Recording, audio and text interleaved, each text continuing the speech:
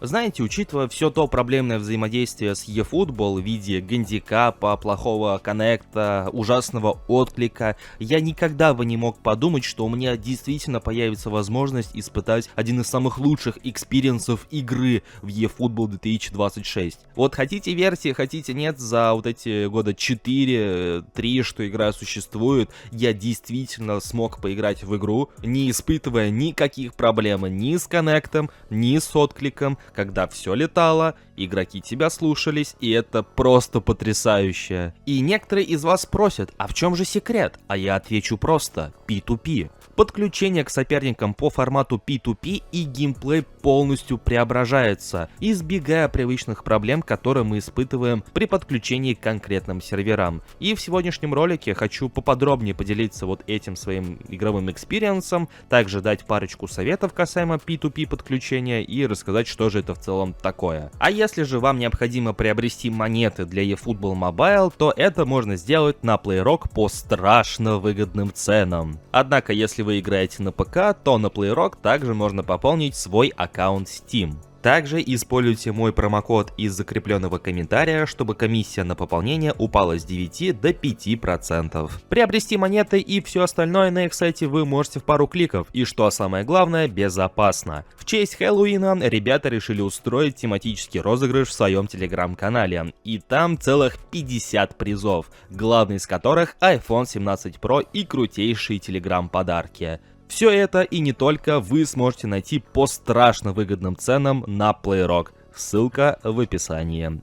Если кто-то из вас не в курсе, то в eFootball действуют две модели подключения и в целом коннекта игроков. Одна из которых это привычные нам сервера, когда двое игроков по разные стороны, будь то один игрок в России, другой игрок где-нибудь в Финляндии, подключаются к одному конкретному серверу, который к ним ближе всего. А именно в нашем случае это финский сервер, иногда бывает польский сервер, и в самых-самых крайних случаях это бывает немецкий, итальянский и французские сервера. Но конкретно эти 3-4 сервера, начиная с польского и заканчивая французским, они подключаются крайне-крайне редко. И то, если финский сервер по каким-то причинам временно отключают. И учитывая количество игроков, то есть несмотря на то, что у нас не так много игроков, как в той же ФК, например, тем не менее количество ощутимое, нагрузка на сервера происходит, из-за чего нередко возникают проблемы с коннектом. И даже не важно, какой именно у вас интернет, неважно, будь то 50 мегабайт, 100 мегабайт или даже 200 мегабайт, если сервер перегружен, если сервер,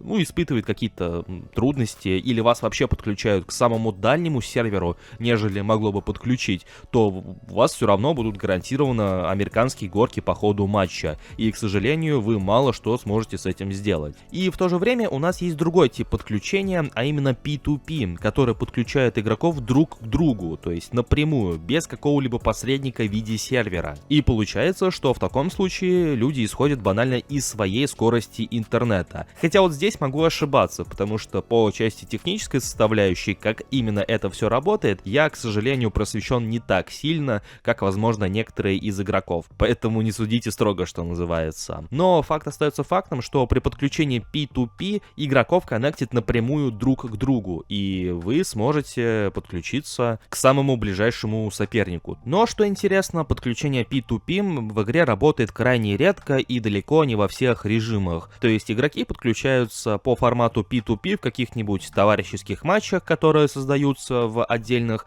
комнатах, или в небольших ивентах наподобие исполнения пенальти. И крайне редко, такое, конечно, тоже происходит, но очень и очень редко P2P можно подключиться в дивизионах. Но опять же, это происходит очень и очень редко. Еще где-то в сентябре, может быть в конце августа, энтузиасты, которые ответственны за отдельную программу, которая позволяет отслеживать доступные сервера для игры, выпустили другую утилиту, которая позволяет игрокам на ПК, в первую очередь на ПК, подключаться именно по формату P2P, обходя те же самые сервера и соединяясь с другим игроком напрямую. И если честно, я не испытывал много ожиданий от подобного формата подключения, несмотря на то, что по идее должно быть все здорово, по идее все должно летать, но попробовав поиграть со своим соперником напрямую, я действительно был удивлен. Во-первых, за это время я успел изменить своего интернет-провайдера, и теперь я играю со скоростью 200 мегабайт в секунду. И при подобном подключении я не испытывал никаких проблем. Во-первых, геймплей был достаточно плавным и в какой-то степени даже быстрым. То есть не было вот этого привычного ощущения, когда твоих игроков что-то сдерживает,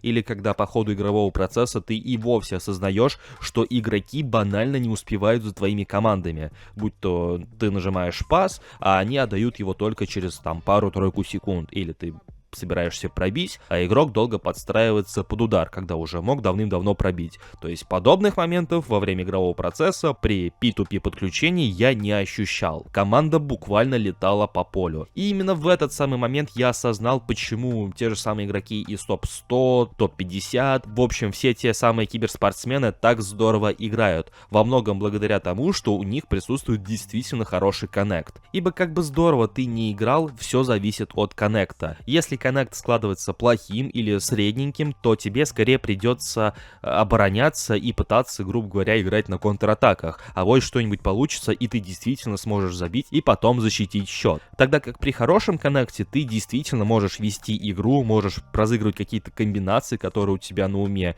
и у тебя действительно все будет получаться. С другой стороны, все зависит еще от соперника, поскольку в моем представлении P2P подключение зависит также от скорости и вашего интернета. Грубо говоря, если у вас посредственный интернет, и вы будете пытаться коннектиться с игроками вот так вот напрямую, то вполне возможно, что все равно будут проблемы. Поэтому, наверное, подобный метод подключения, в первую очередь рекомендуется тем, у кого хороший интернет, чтобы не создавать проблем противоположной стороне. Но да, если вам хочется попробовать подобный стиль подключения, попробовать поискать соперников подобным образом, то ссылку на утилиту я оставлю в описании под этим роликом.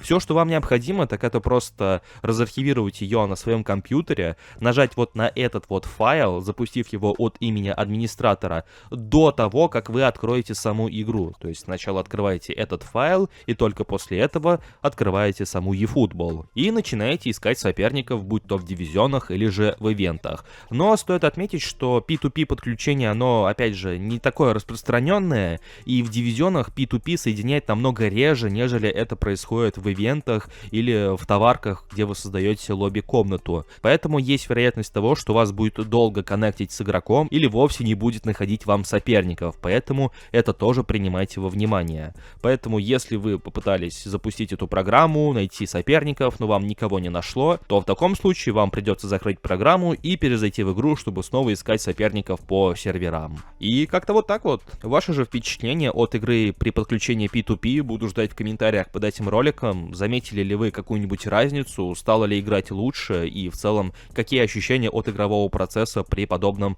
типе подключения. Если этот ролик показался вам интересным или даже полезным, то не забудьте поддержать его своими большими пальцами вверх, подписывайтесь на канал, если вы находитесь здесь впервые, и прожимайте колокольчик, чтобы ничего не пропустить.